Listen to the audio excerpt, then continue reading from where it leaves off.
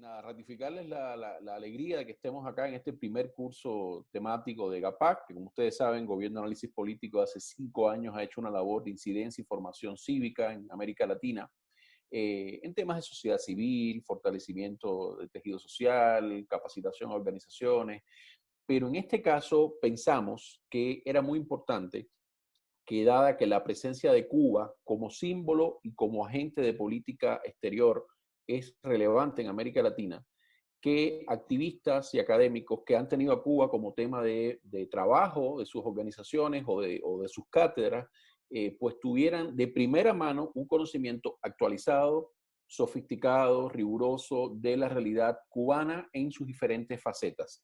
Por eso este curso se propone de una manera muy ágil, aprovechando las nuevas tecnologías, pues repasar, primero partiendo justo de la conferencia de hoy, el debate sobre qué es la revolución cubana, y a partir de ahí hacer un acercamiento por dimensiones que van desde la geopolítica, las relaciones internacionales, la política doméstica, la economía, la raza, el género, la estructura social y la desigualdad y la cultura. Sí, vamos a tener un amplísimo espectro. Los que estamos en este espacio ahora que trabajamos temas de Cuba sabemos que muy pocas veces se logra conseguir una cantidad y una calidad de docentes así que aprovechemos el curso. ¿Qué queremos? Que sean ustedes multiplicadores, es decir, que donde quiera que ustedes tengan un accionar en organizaciones como Artículo 19, en el trabajo de personas como Demon Lat y su equipo, de Programa Cuba, en las cátedras que están dando algunos de ustedes, Marisabel, Claudia, es decir, que todas y todos seamos multiplicadores de este conocimiento que cumple con el rigor académico, analítico, pero que también tiene un compromiso cívico con una idea progresista de la república, de la justicia social y de la democracia. Entonces, no quiero extenderme mucho más. La dinámica que vamos a seguir, como decía Joana, es la disertación de nuestros profesores y profesoras y después un espacio de intercambio. Vamos a tener a disposición de cada una y cada uno de ustedes textos que les vamos a hacer llegar de clase en clase, es decir, no les mandamos este porque esta es más bien la charla introductoria, pero al final de la clase, pues el profesor Dilla y los demás profesores y profesoras nos van a ir dejando textos que les vamos a ir mandando para que los tengan como acervo general. Y recordar que se está grabando la conferencia y que además de esto vamos a tener el insumo de que resultado de este curso vamos a tener, ¿verdad? Un libro que va a ser un libro de amplia consulta que vamos a publicar desde nuestra organización sobre los temas del curso. O sea, yo no hablo más, le doy la palabra a Haroldo y bueno, bienvenido Haroldo y bienvenidos todos a este curso. Bueno, antes que todo, les decía buenas tardes, buenos días.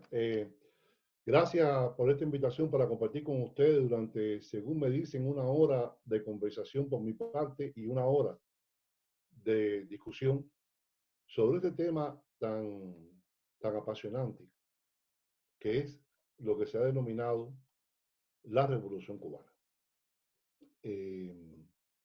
Veo entre los nombres que aparecieron en pantalla algunos nombres conocidos de Marisabel, la vi por ahí, si no me equivoco, Claudia Mare. Y creo que hay algunas personas que tienen ya un conocimiento previo del tema que nos va a, a concitar hoy. Por tanto, trataré de presentarles a ustedes de manera sucinta mis ideas sobre el asunto, solamente para recolocar una segunda parte que me parece más importante, que puede ser la parte del debate de ideas en torno al tema.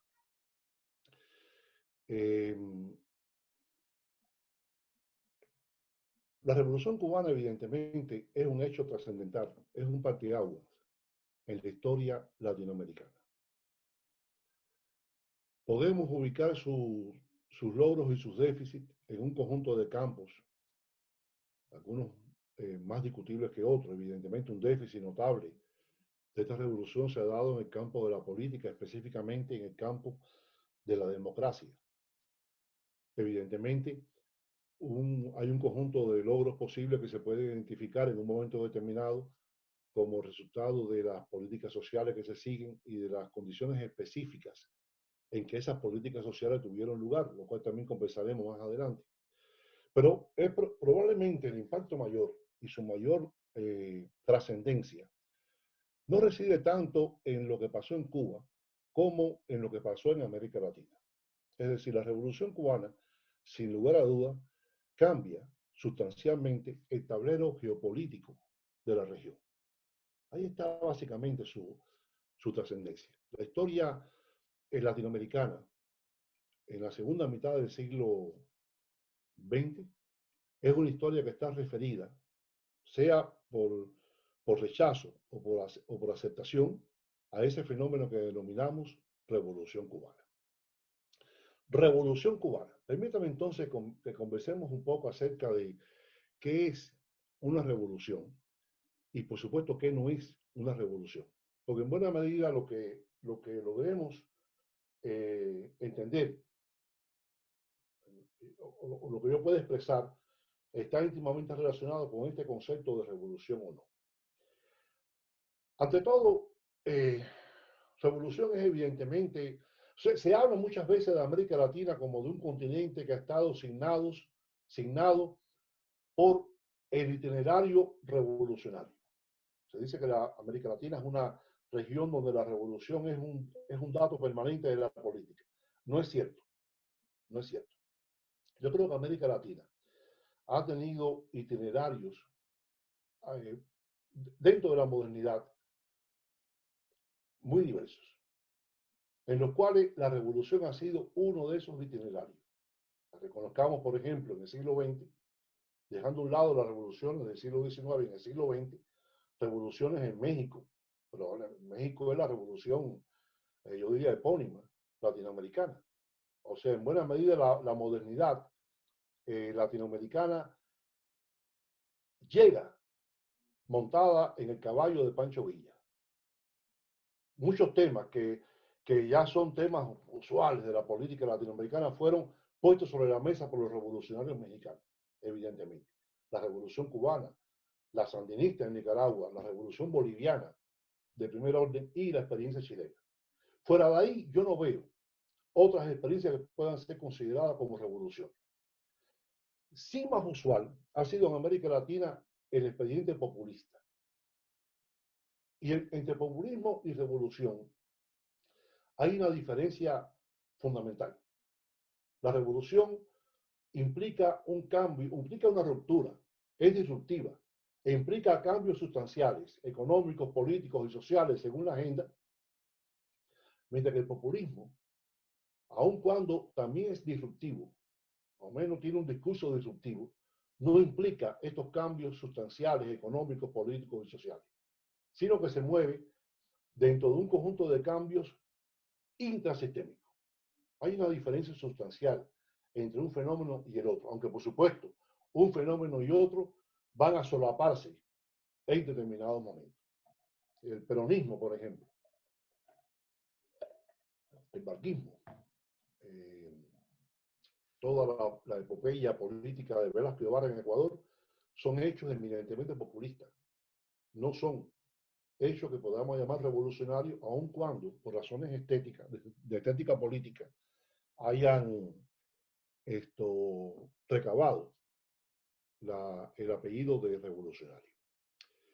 También esto es importante la definición también es importante de revolución, es importante tomar en cuenta cuál es el tipo de meta que se propone. Es decir, toda revolución no solamente es disruptiva, también es fundacional. Ahora, en este sentido, las revoluciones pueden ocupar espacios comunes con otras experiencias también disruptivas. El caso del fascismo es un ejemplo típico. Entonces se habla muchas veces de la revolución fascista o de la revolución nazi. Pienso en un libro de Noaque, por ejemplo, un libro fabuloso, donde justamente lo que recaba es la idea del fascismo como revolución conservadora. ¿Hasta dónde es posible esto? Aquí yo quiero sencillamente hacer alusión a una lectura interesante del libro de Hannah Arendt sobre la revolución, que aclaro, para mí no es exactamente la mejor obra de Hannah Arendt, pero sin lugar a duda tiene un conjunto de definiciones que son interesantes para estos fines. Y según Arendt, la revolución estaba ligada a lo que ella llamaba el patos renovador. sea, hay toda una emoción, hay toda una empatía por el cambio y la renovación. Es decir, por una renovación que implica el desecho de las estructuras viejas, como arcaicas, y plantear la idea de un mundo nuevo. Solo podemos hablar de revolución, decía Arendt, cuando está presente ese patos de la novedad y cuando esta aparece asociada a la idea de la libertad. Dato interesante.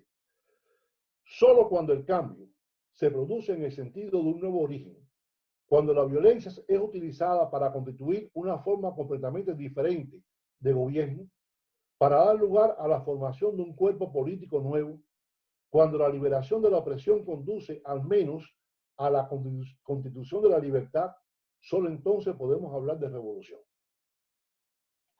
Interesante. Esto.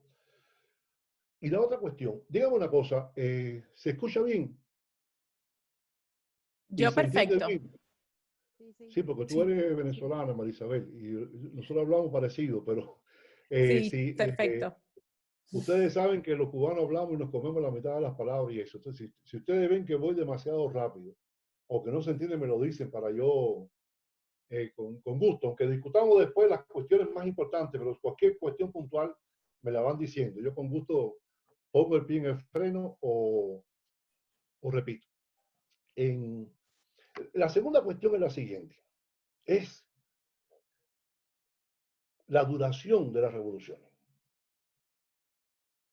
Los mexicanos, la clase política mexicana, estuvo hablando de la Revolución Mexicana, de la lealtad a la Revolución Mexicana y de la legitimidad de esa revolución hasta la década del 90, lo cual era realmente impresionante, porque ya era muy difícil encontrar algo de revolución, excepto el nombre del partido dominante, el PRI. No había más nada de revolución. Sin embargo, esto no es solamente un fenómeno mexicano, también eso pasaba en Bolivia, o sea, cuando Obando y Barriento estaban reprimiendo fuertemente a los mineros y estaban reprimiendo la guerrilla de Che Guevara, estaban diciendo que lo hacían en nombre de una revolución. Y hoy por hoy en Cuba se habla de la revolución como algo vivo. Incluso se habla de revolución y de ser revolucionario no solamente como una cuestión de filiación política, también moral. O sea, la revolución es un hecho siempre muy trascendente. Es también, sin lugar a duda, un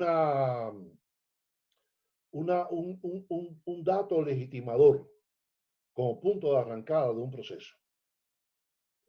Sin embargo, hay que entender que las revoluciones son procesos muy limitados en el tiempo.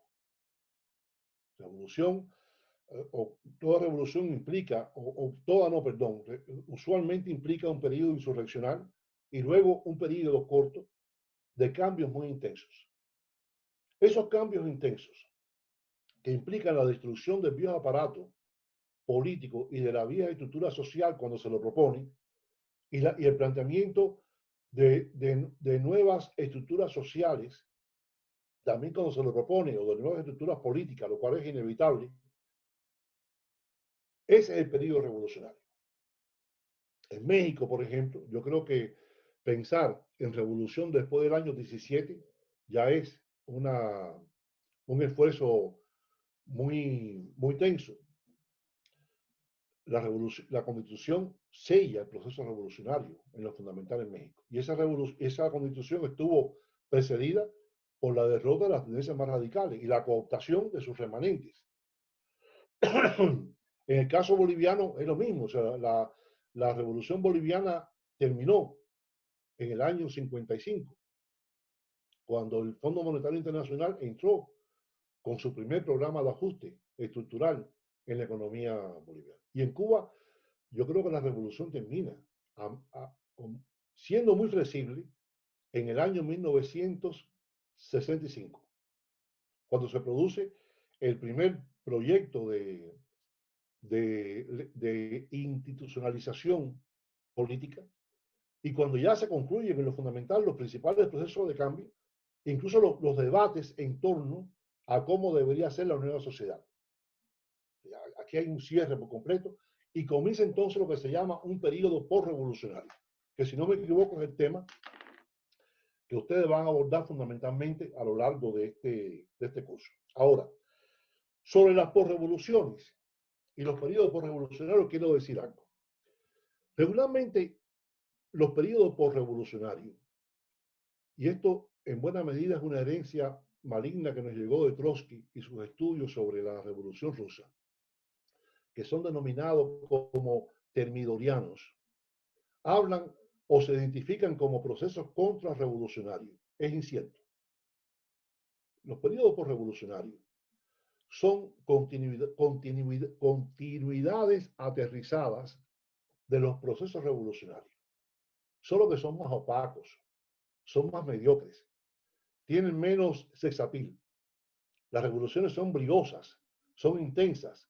Los periodos revolucionarios, posrevolucionarios, perdón, son de asentamiento y son de reestructuración, de sistematización de logros y de alcances y de reestructuración de las alianzas sociopolíticas en función del nuevo orden social que se adquiere y que no es necesariamente el que se proclamó en las barricadas, lo cual es importante.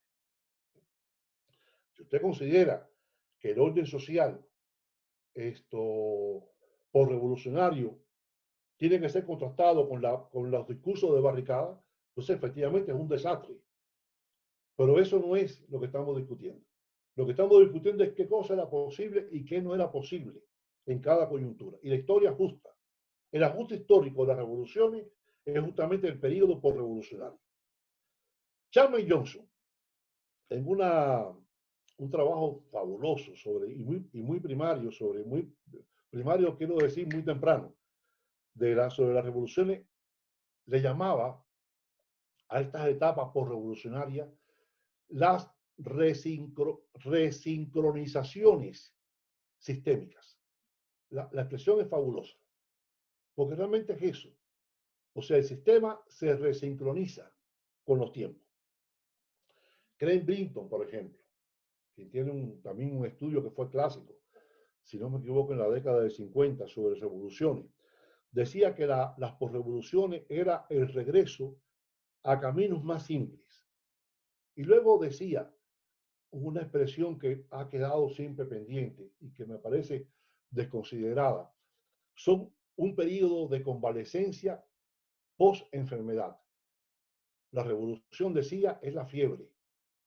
La convalecencia post-fiebre es justamente la post-revolución. Cualquiera que sea la opinión que tengamos sobre las valoraciones del proceso, creo que la idea queda clara. La revolución es tan orgánica. La posrevolución es tan orgánica al sistema como lo puede ser la revolución en un momento determinado. Permítame entonces, ya que discutimos esta parte, entrar a la discusión sobre Cuba. Y aquí voy a ser un poco reiterativo para los colegas cubanos o conocedores de la experiencia cubana, pero solamente quería plantear que hay tres aspectos que son claves en la revolución y que tienen que ver con las frustraciones de la república precedente.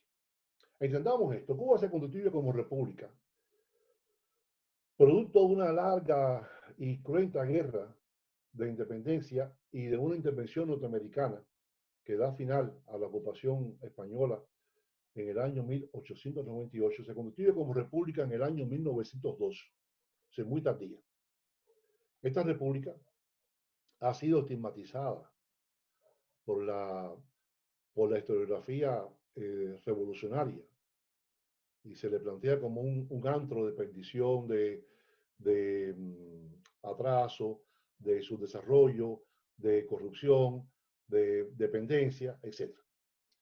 Cuando vemos lo que es La Habana, y cuando vemos, por ejemplo, lo que se produce en términos culturales, o incluso la propia política, la dinámica política de la isla en este periodo, te da cuenta que la república era mucho más que eso. Y hubo notables logros republicanos y notables avances que se consiguen en ese medio republicano, desde el punto de vista social y económico. Pero es evidente, también la república implicó frustraciones considerables. Una de ellas, y paso por encima de esto porque creo que ustedes lo van a conocer, es la cuestión económica. O sea, Cuba, la República de alguna manera lo que hizo fue continuar el orden económico que tenía la colonia. En ese orden económico colonial, Cuba no tenía mucho que ver con España. Para España, Cuba era un elemento de provisión fiscal y de consumo de productos españoles. No era otra cosa. Desde el punto de vista económico, Cuba era una neocolonia de la economía americana, como lo define Moreno Fraginals. Eso no cabe duda. La economía cubana estaba totalmente dirigida por a los Estados Unidos. Y por supuesto Cuba dependía tanto por al mercado, del mercado americano y de una producción que era básica para el mercado americano en ese momento, que era la producción azucarera. Azúcar era básico en este periodo.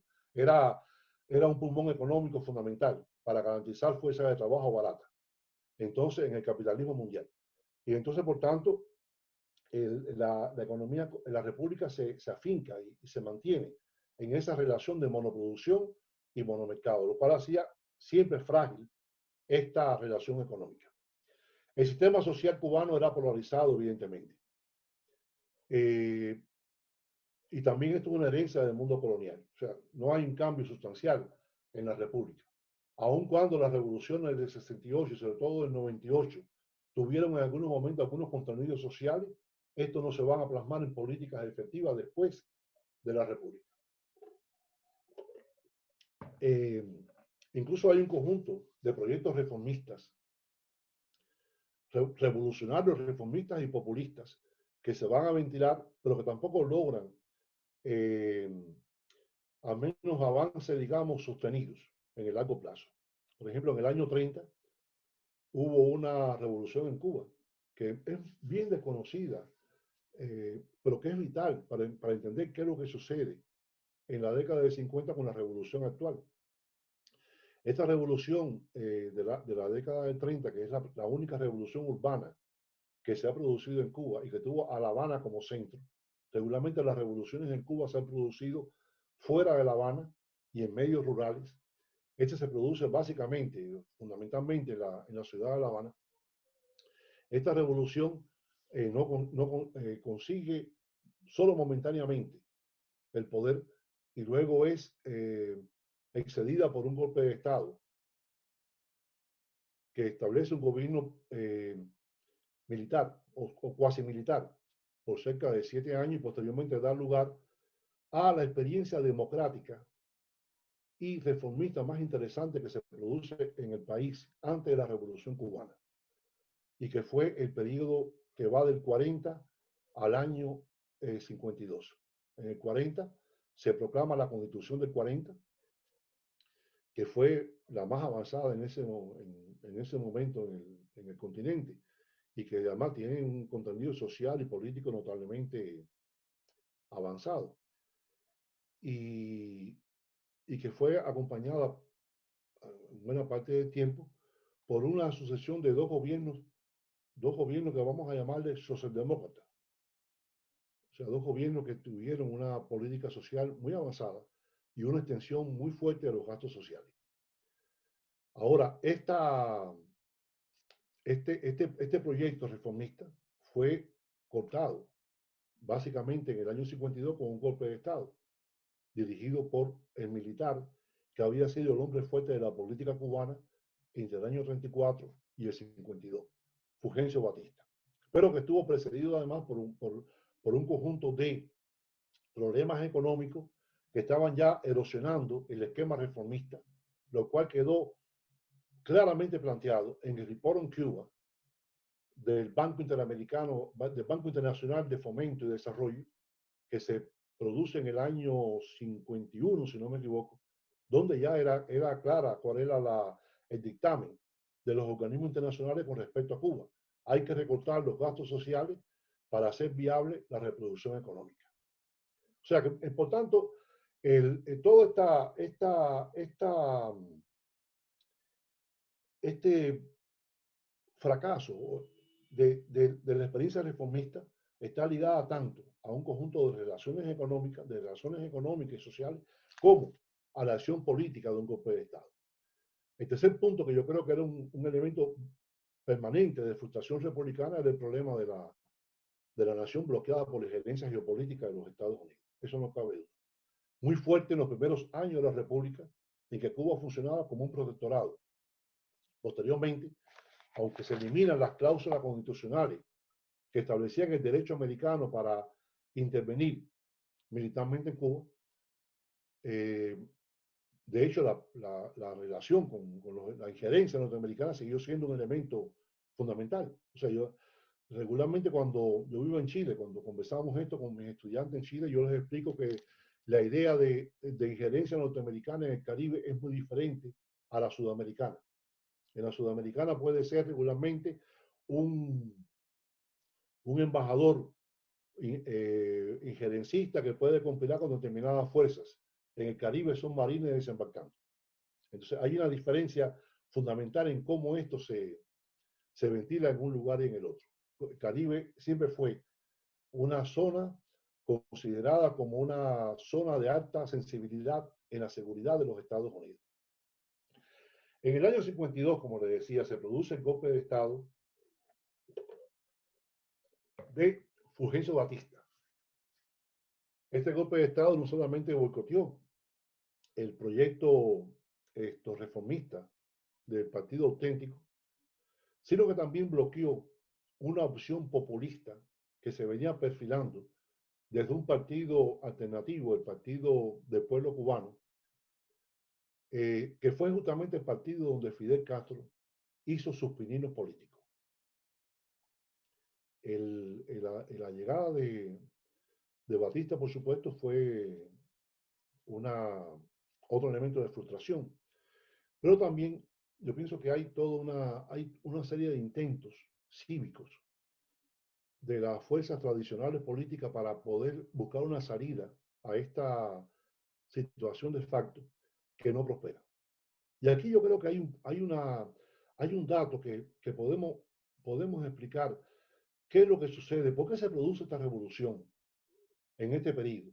Una revolución por demás muy rápida. O sea, la insurrección cubana estamos hablando de 2 años. Al final de esta historia, Fidel Castro logra el triunfo militar sobre el gobierno de Batista con una simetría absoluta de fuerza. O sea, lo que tenían los guerrilleros eran unos 3.000 hombres sobre las armas contra 30.000 militares gubernamentales perfectamente pertrechados, aviación,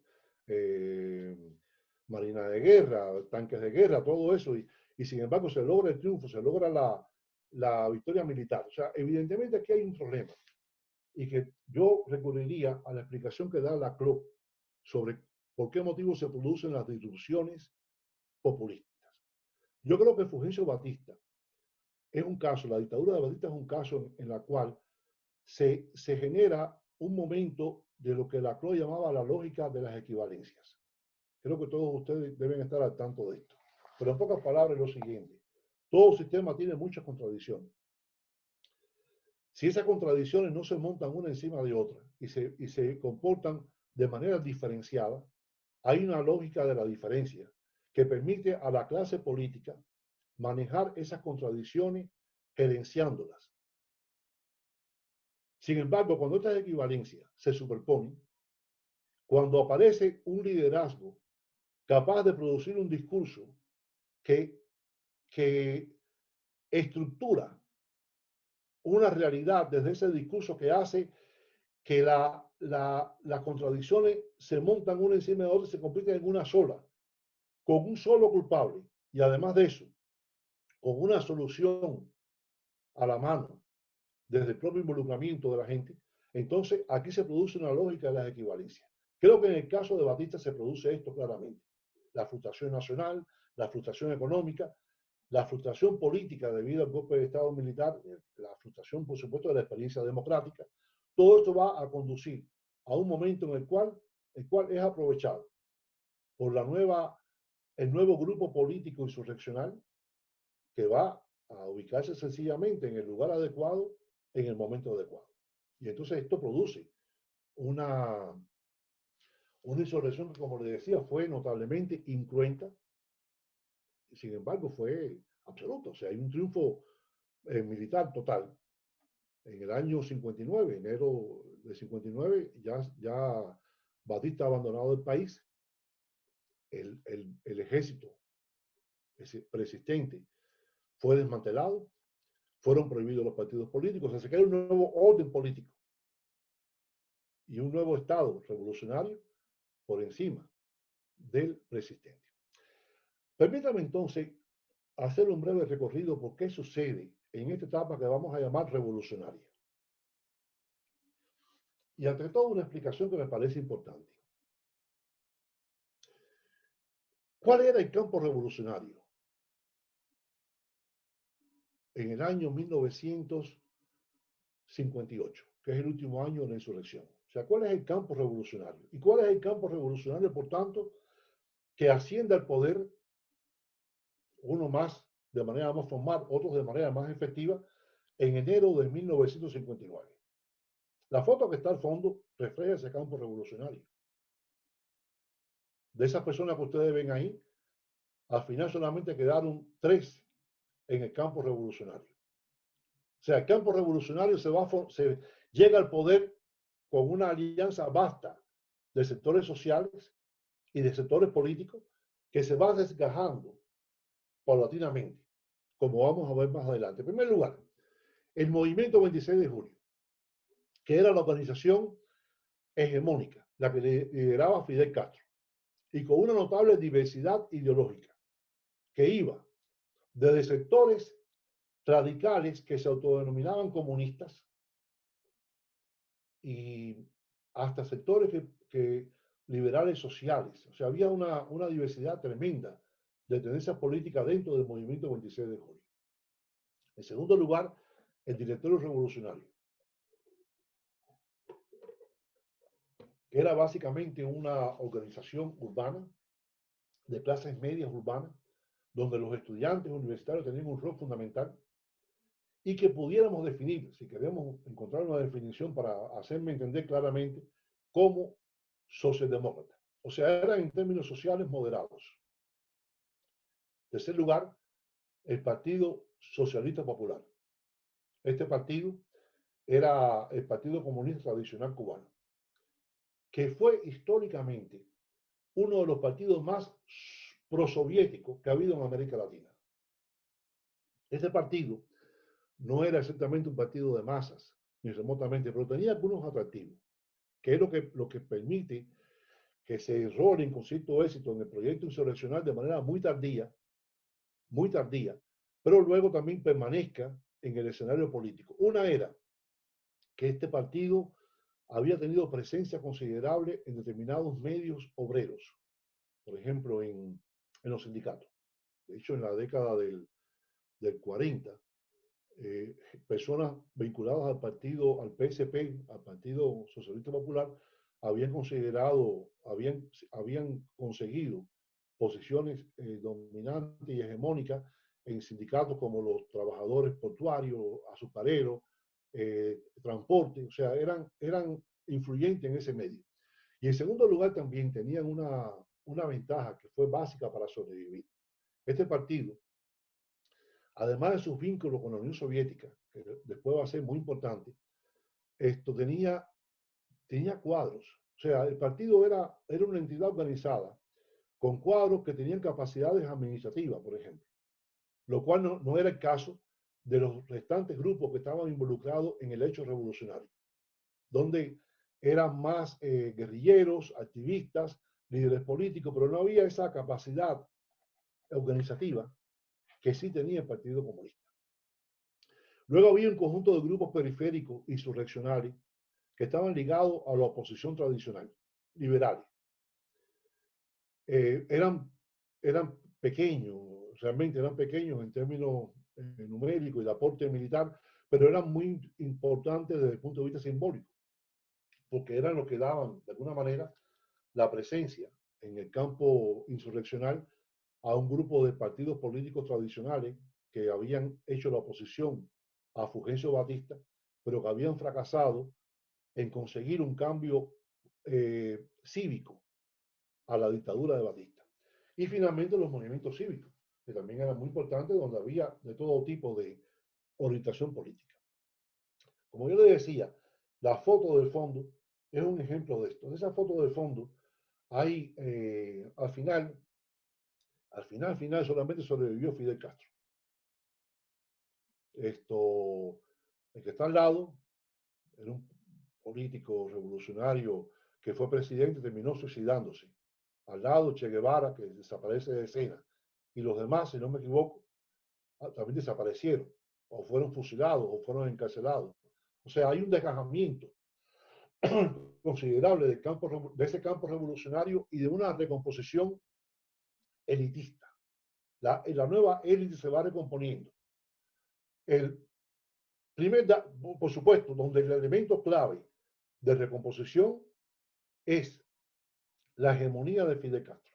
O sea, la figura de Fidel Castro es clave en esta recomposición y es su presencia la que va a determinar los giros fundamentales que se van a ir generando dentro de esta élite. En primer lugar, se produce la eliminación de los componentes liberales. O sea, todos aquellos figuras y sectores que habían tenido una vinculación con los partidos tradicionales van a desaparecer. Esta gente tuvieron algún tipo de rol importante en los primeros 3 meses, o 2 meses de la revolución. Ocuparon posiciones importantes en términos del aparato económico o en cargos formales como presidencia de la República, primer ministro, etc. Pero por lo general, entre enero del 59 y julio del 59, en esos primeros 6 meses del año, fueron eliminados. Luego vino otro proceso más largo, que es el proceso de eliminación y subordinación de los componentes socialdemócratas. Es decir, de aquellos sectores centristas o de izquierda moderada que no se identificaban con el comunismo e incluso eran abiertamente anticomunistas. Sobre todo esto va a golpear seriamente al directorio revolucionario, cuyas figuras fundamentales salen de escena o son marginadas del proceso político, y también al sector más moderado del movimiento 26 de julio, que también sale y pasan al campo de la oposición política o sencillamente se subordinan. O sea, hay también un proceso de determinadas figuras que sencillamente decidieron dejar a un lado sus posiciones políticas y se subordinan a al liderazgo de Fidel Castro. De ese lugar, vamos a ver entonces que se produce, decantado este campo, un rejuego bonapartista entre dos tendencias radicales. Las dos identificadas con una idea comunista. En primer lugar, hay todo un campo radical autóctono.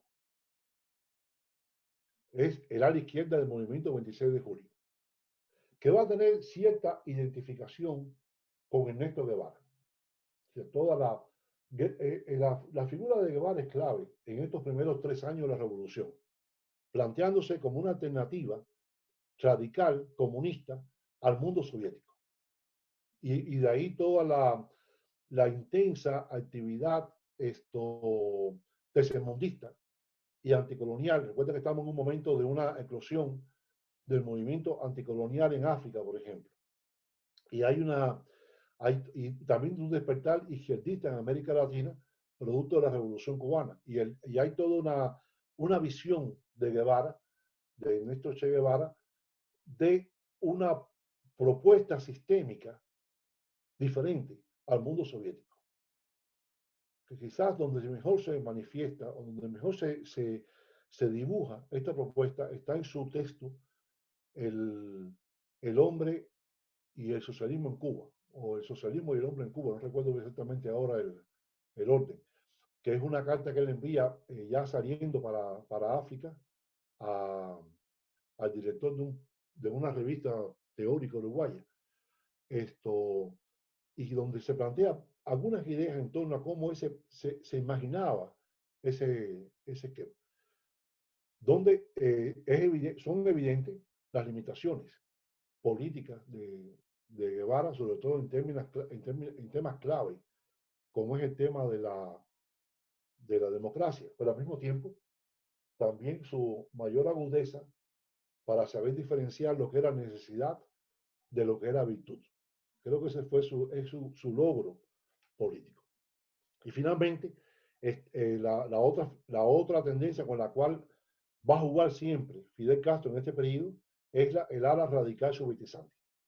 O sea, sobre todo la gente relacionada con el PSP, Partido Socialista Popular, o con determinadas personas dentro del propio movimiento 26 de julio. Por ejemplo, Raúl Castro, quien fue siempre un hombre vinculado a esta izquierda radical sovietizante.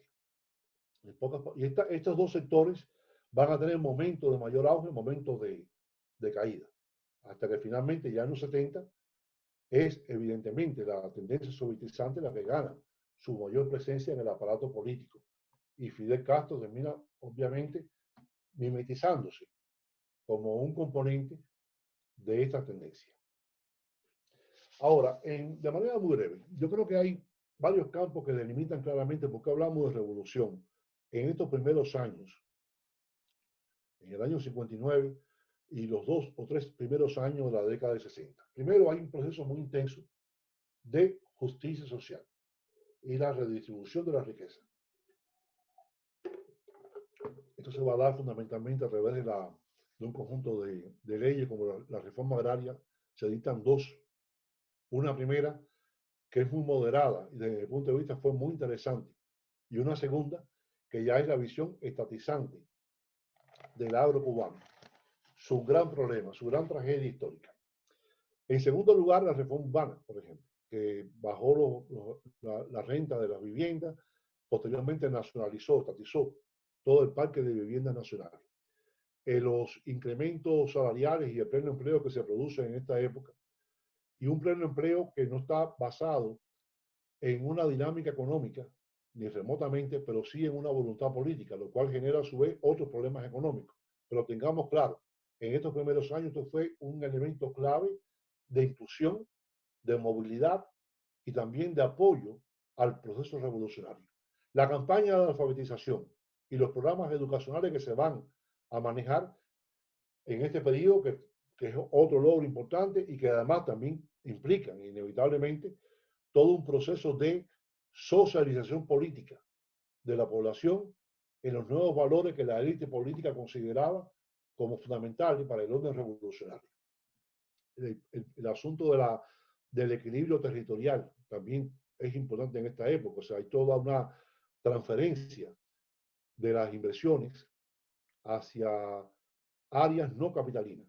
La Habana fue anatematizada. O sea, La Habana era el antro de la cultura burguesa, era un parásito social porque reunía la mayor cantidad de recursos, etcétera, y por lo tanto La Habana tenía que ser castigada.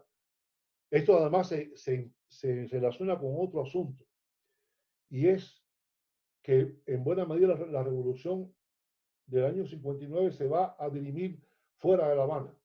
Y hay muchos cuadros, muchas figuras claves que no son habaneros. O sea, hay toda una serie de elementos psicológicos, culturales, políticos, ideológicos, que entran en este castigo a la ciudad capital. Hay un momento en el cual Fidel Castro, en su incontinencia verbal, decía que había que trasladar La Habana para la capital de la República para un poblado que se llamaba Guaymaro. Es un poblado chiquitico que fue donde se hizo la primera constitución durante la guerra de independencia. Y esto, aunque por supuesto no se hizo, afortunadamente, esto da una idea de cómo se ventilaba este asunto. No olvidemos que muchas revoluciones anticapitalistas han tenido una vocación antiurbana. No es el caso del mundo europeo, no es el caso soviético, por ejemplo. Esto nunca fue así en el campo soviético. Pero sí el caso de China, el caso de Vietnam, en el cual había una base de apoyo campesina y un locus revolucionario en el campus que de alguna manera negaba la virtud urbana. y por tanto consideraba a las ciudades como un problema, y sobre todo a las ciudades capitales. El resultado de esto, por supuesto, fue, en términos prácticos, desarrollo considerable de las ciudades intermedias en Cuba, sobre todo de pequeños poblados, eh, comunidades campesinas que fueron dotadas de servicios básicos, electricidad, agua potable, escuela, servicios médicos, etc. Y una mejoría de muchos de los niveles de vida de mucha gente. Al mismo tiempo, también la decadencia de la ciudad. Se llegó a convertirse en un lugar prácticamente inviable y aún hoy es una ciudad con condiciones muy precarias de habitabilidad. No menos importante también fue el problema de cómo se hace la eliminación de un conjunto de mecanismos formales de discriminación, raza y género. Digo formales y enfatizo formales para decir que se trató fundamentalmente de la eliminación de un conjunto de elementos legales y de elementos normativos que impedían los accesos de estas personas a los procesos de movilidad social. No olvidemos que en Cuba, por ejemplo, había prácticas de exclusión racial como dato, o sea, como práctica normativa. Había prácticas de exclusión racial. Esto se elimina. Ahora, nada de esto implicó una propuesta, a ver cómo podemos llamarle, de empoderamiento. Es que la palabra me cae mal, pero me hago explicar. Una propuesta de empoderamiento de los sectores que racialmente o en el campo del género habían sido preteridos anteriormente. Porque eso hubiera implicado una cuestión que no estaba en la agenda revolucionaria, que es la autonomía social. No, nada de eso. Es decir, los negros iban a progresar, pero dirigidos por un espacio de una clase política que era básicamente blanca. Las mujeres iban a tener más acceso al empleo, se les iba a crear condiciones para que pudieran efectivamente ubicarse en los espacios ascendentes de movilidad por la educación y el empleo, lo iban a hacer y lo hicieron, pero esto no implicaba alterar en lo fundamental las normas de dominación de género patriarcales existentes en la sociedad, y ni siquiera la adopción de una visión de género en las nuevas políticas. Porque la clase política emergente no solamente era blanca, era también masculina. Entonces esto estaba fuera de la agenda.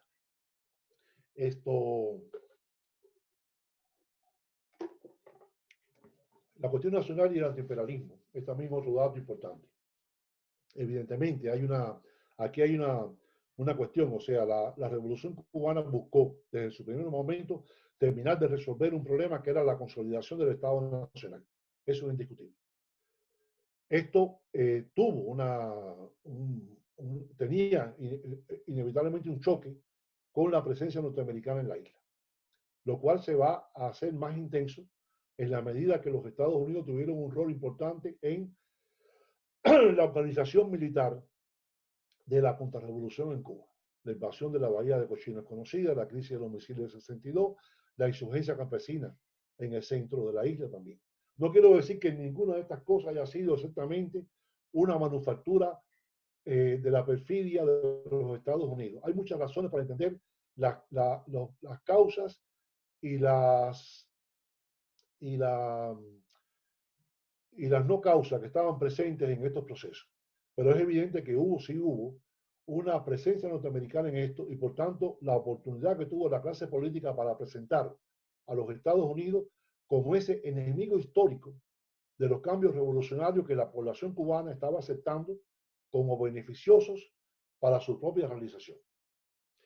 Esto nos lleva a nosotros a una discusión que no puedo hacer aquí ahora, que es cuál fue la relación entre radicalismo y enfrentamiento antiimperialista. Porque hay un hecho cierto, o sea, aquí se produce una revolución sismática, una relación sismática, en la cual cada acción hostil de los Estados Unidos era respondida con una acción radical por parte de la dirigencia cubana, y al mismo tiempo esta reacción radical es respondida con otra reacción por parte de los Estados Unidos. Esto llegó a un nivel máximo de enfrentamiento. No creo, sin embargo, que el radicalismo subyacente en esta revolución se pueda explicarse por esta vía. O sea, había elementos que estaban presentes desde un principio que tenían una propuesta radical. Sí creo que el enfrentamiento con los Estados Unidos y que la política agresiva de los Estados Unidos fueron un elemento que catalizaron y que viabilizaron el predominio de estos elementos más radicales dentro de la propia Revolución Cubana. Sin lugar a dudas, en una cultura de fortaleza sitiada, siempre los disidentes van a ser enemigos y por tanto deben ser castigados. Y esta cultura pudo crearse, pudo cimentarse a partir del uso y la manipulación, el uso real a veces de un hecho real, pero también la manipulación de este enfrentamiento con los Estados Unidos por parte de la élite política. Entonces, yo creo que cuando se habla del bloqueo americano, el bloqueo embargo, según se le quiere llamar, y la hostilidad americana como fracaso, no, yo creo que no fue un fracaso, en lo más mínimo. Yo creo que realmente esta hostilidad no logró derrotar y no logró retrotraer el hecho revolucionario, o sea, no consiguió, o sea, perdón, el hecho político que se produce en el 59, pero sí evidentemente esto liquidó los atractivos fundamentales de este proceso, liquidó los elementos libertarios de este proceso, creó condiciones al menos para que esta liquidación fuera efectiva y que este proceso, que tuvo en sus inicios elementos libertarios y emancipatorios muy fuertes, terminara abocado en un proyecto notablemente totalitario, de hecho, y en una alianza con el mundo soviético, lo cual ya fue el congelamiento final de este proceso revolucionario. Bueno, desde aquí, por supuesto, la construcción de un nuevo autoritarismo que se va a basar en una contraposición, ideológicamente, en una contraposición falaz entre democracia participativa y democracia representativa, y en el cual el uso de la legitimidad revolucionaria fue un hecho clave. De hecho, la revolución cubana en estos primeros años no tuvo una institucionalidad definida y operaba más bien, decía un dirigente comunista de la vieja guardia, Carlos Rafael Rodríguez, pero muy inteligente y muy culto, lo cual a veces le permitía tener visiones muy agudas sobre el proceso. Decía que esta primera etapa, y hablamos de los primeros 15 años del proceso, en que no hubo una institucionalidad, sino que sobre la base de que estaban construyendo un nuevo orden, realmente estaba la sociedad rigiéndose por normas caudillistas y por normas de autoritarismo muy primario. La clase política revolucionaria, decía él, no tuvo más límites de autoridad que sus propias decisiones. Eso es un hecho inevitable. Y finalmente, por supuesto, el problema de la economía, que es el problema más complicado que tuvo esta historia. Porque ese fue el problema que nunca pudo resolverse y que todavía está sin resolverse de ninguna manera. Por un lado, yo creo que lo que puso sobre la mesa esta revolución, estos primeros años, fue el hecho de que había que concebir la economía vinculada al Estado, lo cual no es un problema y además era un lugar común en las teorías políticas, económicas, de economía política latinoamericana en la época. O sea, el Estado era un promotor de la economía, pero este no era el caso. Aquí el problema estaba que el Estado tenía que tener presencia absoluta en la economía. Es decir, no solamente era propietario de sectores económicos importantes, sino que debía ser el único propietario en la economía, lo cual fue un problema grave. La segunda reforma agraria, por ejemplo, fue en esa dirección. O sea, fue eliminar los espacios de economía privada en la agricultura. La llamada ofensiva revolucionaria del año 1968 también iba en esta dirección. Eliminar todos los espacios de la pequeña propiedad en los servicios y en la pequeña producción urbana y que el Estado se hiciera cargo de toda la economía. Entonces llegamos a un punto en el cual, no sé, un carrito que vendía helado por la calle era propiedad del Estado. Todo era propiedad del Estado. Ahora, dentro de este contexto, en el cual había consenso en la clase política, o sea, la clase política fundamental estaba de acuerdo, matices más, matices menos, en que el Estado tenía que ser ese elemento propietario fundamental de la economía o total de la economía. Ahí no había discusión. Lo que se discutía más bien era cómo organizar la economía partiendo de la relación mercado-planificación. Y esa discusión que se va a cerrar fundamentalmente en el año 64, y que tuvo Che Guevara como un elemento clave, planteaba dos opciones.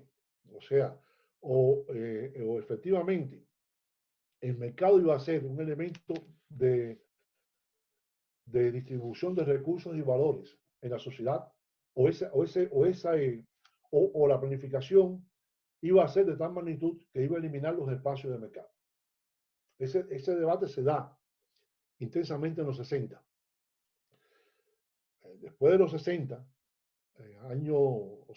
después de en la segunda mitad de los 60, ido de Cuba, Che Guevara, ese debate ya no existía. Y se abre espacio entonces un periodo de radicalismo mercantil, antimercantil, brutal. Y un espacio de voluntarismo que terminó llevando a la economía, a esa economía que era débil, tenía problemas de inserción, tenía problemas de reconversión económica, tenía todos esos problemas. La llevó a un hueco, o sea, a una situación de crisis sistémica absoluta. Primero, la ofensiva revolucionaria que les mencionaba en el año 68, o sea, fue un hecho que apuntaba en esta liquidación, en la dirección de liquidar todos los espacios de actividad privada y, por supuesto, también a todos los espacios de autonomía social. No olvidemos que siempre aquí hay economía y política relacionadas. Segundo lugar, la desarticulación de todo el sistema de gerencia que existía en Cuba, que era un sistema avanzado. O sea, Cuba fue un país con un notable desarrollo de la gerencia capitalista por la presencia de grandes firmas económicas en el país norteamericano. Todo el sistema de gerencia fue desarticulado en este periodo. En la concepción de que se podía avanzar rápidamente hacia el comunismo. El comunismo entendiendo como que desaparece el Estado, desaparece el mercado, hay una igualdad absoluta de las personas, etc. Y esto va a conllevar a un desastre económico total basado en una elucubración onírica de los dirigentes cubanos, en particular de Fidel Castro, la zafra de los 10 millones de toneladas de azúcar. En este punto hay una cosa interesante que yo quiero conversar con ustedes, que es lo siguiente. Si ustedes ven la historia de la Revolución Cubana o de la posrevolución cubana, o sea, del año 65 para acá, y de la presencia de Fidel Castro diseñando economía. Fidel Castro fue un fracaso económico absoluto, pero nunca perdió la vocación de diseñar la economía. Siempre quería hacerlo. Hay siempre una tendencia a encontrar soluciones estridentes al problema económico a partir de hechos de gran magnitud. Entonces, y al mismo tiempo la renuencia a adoptar un sistema económico estable, de manera tal que siempre la teoría económica o la propuesta económica revolucionaria se basó en un gran esfuerzo concentrado, donde la gente podía trabajar 18 horas diarias por un tiempo determinado, pero la incapacidad absoluta para conseguir que la gente trabajara, todo el mundo, 8 horas diarias por mucho tiempo. O sea, la exaltación emotiva era un dato clave en ese funcionamiento por encima de cualquier tipo de racionalidad económica. Los 10 millones de toneladas de azúcar eran un ejemplo de esto. Era producir una zafra de azúcar, de producción azucarera, de 10 millones de toneladas, la más grande en la historia de Cuba. Y desde ahí hacer una acumulación económica, producto de las ventas de ese azúcar, que permitiría un proceso muy rápido de industrialización. Y decía Fidel Castro, y en 20 años vamos a superar la prosperidad económica de los Estados Unidos. Esto no es un chiste, era así, era así. Esta idea de recurrir a hechos emotivos trascendentales para producir despegues económicos va a estar presente todo el tiempo en la Revolución Cubana, en la posrevolución cubana. En un momento determinado puede ser, por ejemplo, que se les ocurría de pronto cruzar las vacas de una raza con las vacas de otra para producir más leche, y entonces iban a llenar de leche. Dice Fidel Castro, la bahía de La Habana se puede llenar de leche. Jamás produjeron leche. En otros casos creaban contingentes de trabajo con trabajadores de avanzada, 10.000 trabajadores en todo el país trabajando 18 horas diarias para producir muchos edificios, construir, pero al mismo tiempo la demás gente no trabajaba ni 5 horas diarias. O sea, todo era un voluntarismo total. Y por supuesto, este voluntarismo tuvo su primera expresión a gran escala en esta zafra de los 10 millones de toneladas de azúcar, que fue un fracaso monumental. Después de lo cual, ya el régimen postrevolucionario está en un momento de receso, incluso de descontento de la población. Y es entonces en que aparece la opción de la alianza con la Unión Soviética, lo que yo llamo la post-revolución subsidiada. O sea, Cuba se haría al bloque soviético y en particular a la Unión Soviética, lo cual para los soviéticos era una oportunidad geopolítica de primer orden, porque tenían entonces un aliado a 180 kilómetros de los Estados Unidos.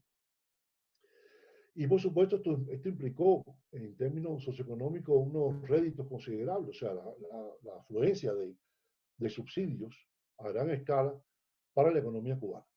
Esto permitió incremento del gasto social, por ejemplo, como nunca. O sea, los cambios estructurales que se producen en Cuba en los primeros años revolucionarios van a despegar ahora.